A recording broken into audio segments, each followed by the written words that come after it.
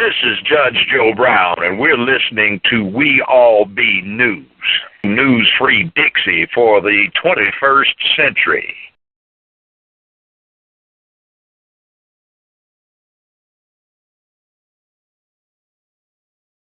I want to ask you about this. This is something that I know a lot of people are asking you about, the PrINce situation with PrINce, like how he died and also the will, the legal stuff. What's your thoughts about that? Well, he's supposed to have an illegitimate son that he acknowledged. If the acknowledgement is satisfactory, basically the kid will get everything. He's got a sister, apparently, that's interesting. There doesn't seem to be a will, but really it would pass by intestate succession, and if there is a firm establishment of the paternity of this boy, then there really wouldn't be too much confusion. Otherwise, if you can't establish the paternity and the sister can't make a claim, it will do what they call escheat to the state, and the state that he resided in, or where most of the property is located, would get it. Wow. So you believe that a person like him, who was so business savvy and fought for his masters this 2 years ago, would not leave a will? You think that sounds correct? It can creep up on you. It's just one of those things people don't think about. All of us can be guilty of that. Right. Have one and it's out of date, or forget to change beneficiaries after you've been divorced and get remarried, that kind of thing. So it depends on what you're paying attention to. If you're all about life and not thinking about death, then it'll sneak up on you. He was just in his 50s. Crazy. I liked his music. He was outside the envelope, and he was one of the few artists,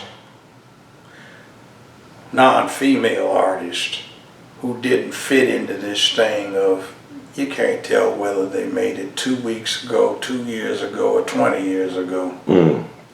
Which, by the way, is part of the stagnation of, say, the rap industry. Because of the lack of masculine imagery around the industrialized world. They like gangster hip-hop rap video all over the world.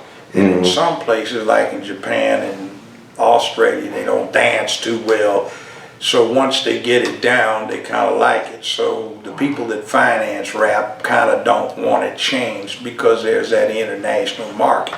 I mean, I've been in Sydney, Australia, and somebody pull up in a Toyota and get out, 4 kids, one of them black, he got flat brim, had it a gangsta angle, sag, bagged, and dragged. And he said, man, some crazy American rented a Toyota for his kids, a kid. And one of them says, hey, Tommy Mike, tell Alan and Susan to meet us at the club for Foster's, hey? You know, or in Beverly Hills, 90210, they've got rich white kids with multimillionaire daddies running around sag-bagged and dragged trying to play gangster.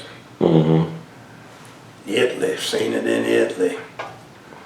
So it's all over the world. But PrINce was one of those who didn't sound like it was old. And see, I'm mad at the youth. They've been very uncreative. When I was late teens, early 20s, the old folk didn't understand our dances, and they'd never heard of the music we were playing. But now you go to a function, everybody from 17 to 77 is doing the same dance to the same music, or some variation of it that looks like it. You know, reggae's the one creative thing, and then they get into that crazy reggae where they try to emulate American rap. I don't like that too much, but reggae is creative and they've got a message in it. I like the female singers. They tend to have message, and you get a mental image of a beautiful woman, and it's nice. And you know, these guys, they like to act like they're sucking on the mic, and it reminds me of, oh boy, we going there. They all sound alike, and they're all whining about something.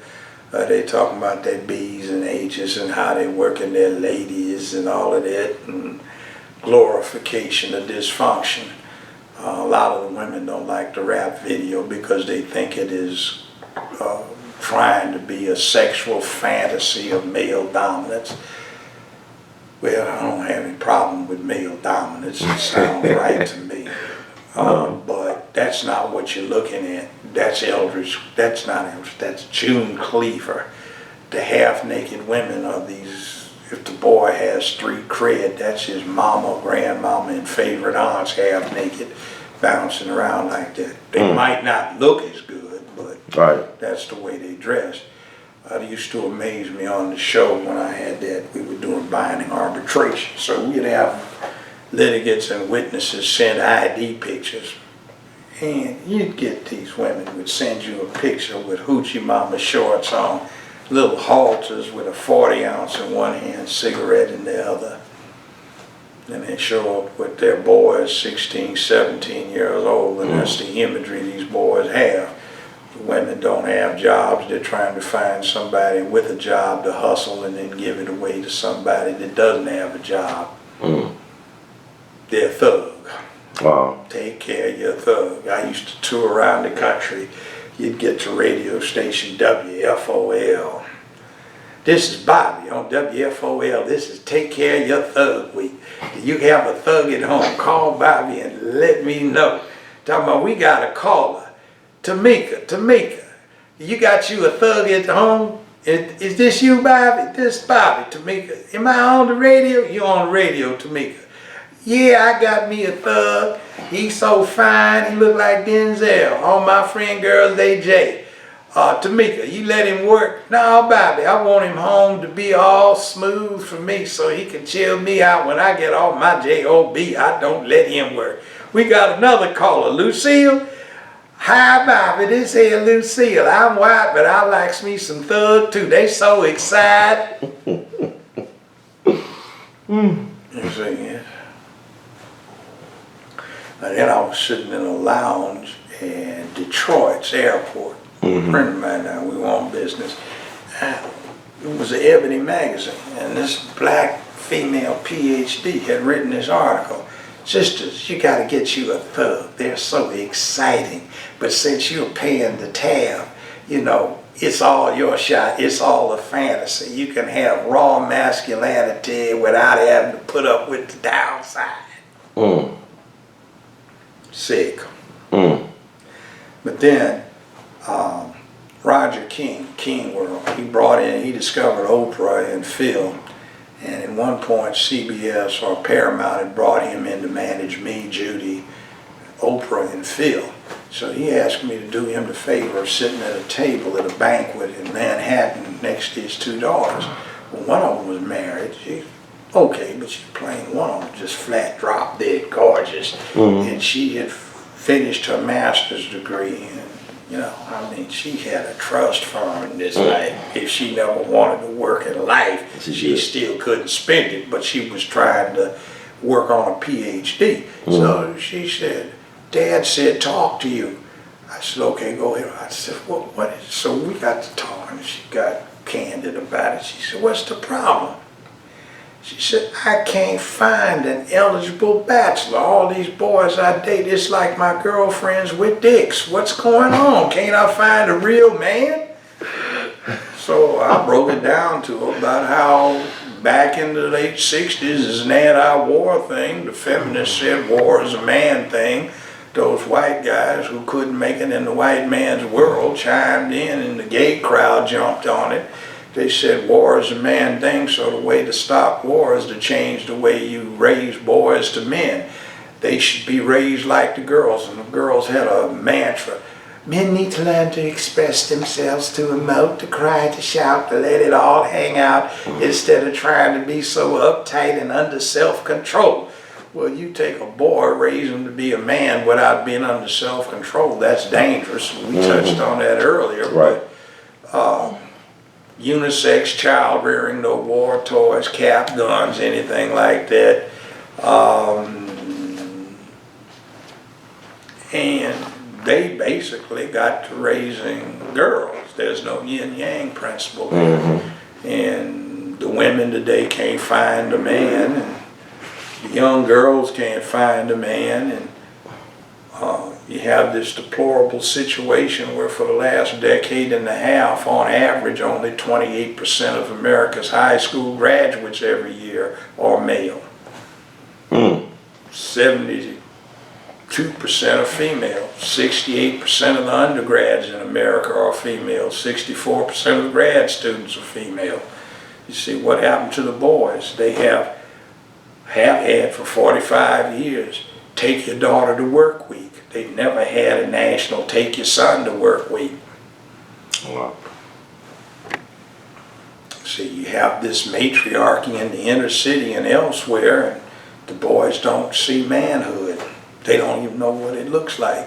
They want it, but the only thing they've got is this fake, really female thing, gangster hip-hop video, where the imagery is just a male edition of a gold digger.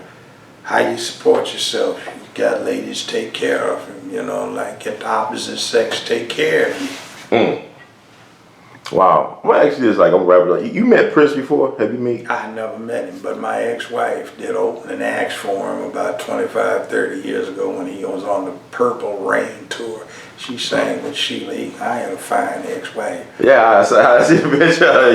You picked well. I see the picture of your girl. You were good. You're doing good. So what do you think work about PrINce? Because PrINce, you know, he wore high heels and the eyeliner, but he still... Yeah. I mean, he's an entertainer. I don't know. But he still had a lot of women, though. Women love PrINce. Yeah, I know. I didn't like the imagery. I didn't like it with Little Richard, though he tries to explain it away by saying back in the 50s he needed to do that so he wouldn't get lynched. But we've had a number of those entertainers like that. Michelle Jackson, a.k.a. Michael, I thought was a disgrace. And, you know, I was a criminal court judge. I pronounced the death penalty on more than one occasion. I never thought it did any good. I thought about the only offense that fitted the death penalty was pedophilia, and he got under that umbrella in the rain, talking about he didn't see anything wrong with a grown man being naked in the bed with a 10-year-old boy who was not a relative, just to show love. And I said, oh, that's too sick. But, you know, when they have a rerun of that last little number he did, whatever it is, I refuse to see it. They'll be down at the Paradiso or something. They'll have it at 8 of the stages down there.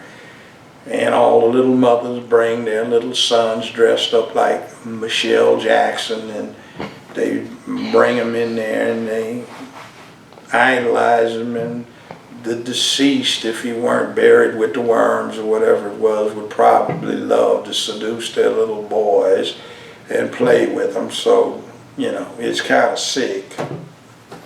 Do you believe that PrINce or Michael Jackson were killed? Was a foul play involved in their death? No. Self-hating somebody. All that surgery, the plastic surgery that looked like he's white, he had his melanin cells destroyed by laser surgery. And if you ever see this thing that Spielberg did, the making of the video thriller, there's one scene where his little skinny, no chest self is sitting in a barber chair, and he's as brown as he ever was. And on his face there's a sharp line that goes down on his jaw where he has had laser destruction of his melanin cells. And he didn't like his hair, so every few months they would peel his scalp back and re-knot the Polynesian hair that they had implanted with little knots through washers inside his skull out. He was supposed to have been sleeping in an oxygen tent, and that's because he had so much surgery on his nose that it was getting necrotic, so they had to amputate that. So sometimes when you get a close-up in his last few performances and he really gets to sweating, you can see the tape holding on the prosthetic nose. Jeez. He looks like a Japanese anime cartoon. And it's a disgrace for somebody to be idolized by the public who is so obviously self-hating. Those kids weren't his. And for that, they have an interesting thing. Pope, second before last, he did a 2-hour concert singing the castrati songs. Beethoven, Bach, Mendel, they wrote these castrati songs, and in order to sing them, you had to be a male who had been castrated before puberty.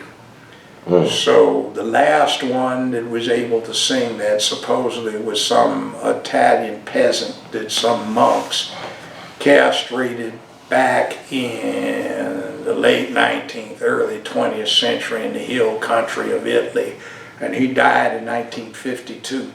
Well, Michael is supposed to have sung 2 hours worth to the Pope, so you're not supposed to be able to sing them if you had balls when you reached puberty. Wow. That is fascinating. What about PrINce? You think PrINce was foul play? Or No, I don't know. It's like Elvis Presley, and, you know, Marvin Gaye, and Janis Joplin, and what's the one that the white folk loved? Marilyn Monroe? No, the black guitar player. Jimi Hendrix. We never listened to it back in the day when everybody was radical. Black folk didn't listen to Jimi Hendrix. And I saw a special on him when it said the two guys were talking to them were his only black friends. He always hung around nothing but whites. We thought that was such white music. But he died, you know. It's like this thing, I guess the pain of being an artist and having a whole lot of money and not having anybody to love or anything like that. You get to feeling bad about yourself and you do drugs, or you got pain tolerances that are low. And PrINce supposedly was taking Percocets as a painkiller because he'd hurt his hip jumping off of speakers with high heels on. I mean, I like his music. Like I said, I don't care whether you're gay or not. That's your business. But you know, he's a great entertainer. I didn't like Michelle Jackson. I can't stand pedophiles. And he was just... But they could never prove in court that he said it. I'm talking about what he said about the lying in bed. Yeah, that's pedophilia. He said it out of his own mouth. Unless they, you know, manufactured that tape with his little whining. What about, like, you know, with Jerry Sandusky, they said Joe Paterno knew since '76 that he was involved in molesting boys. I don't even know who that is. Penn State assistant coach to Joe Paterno.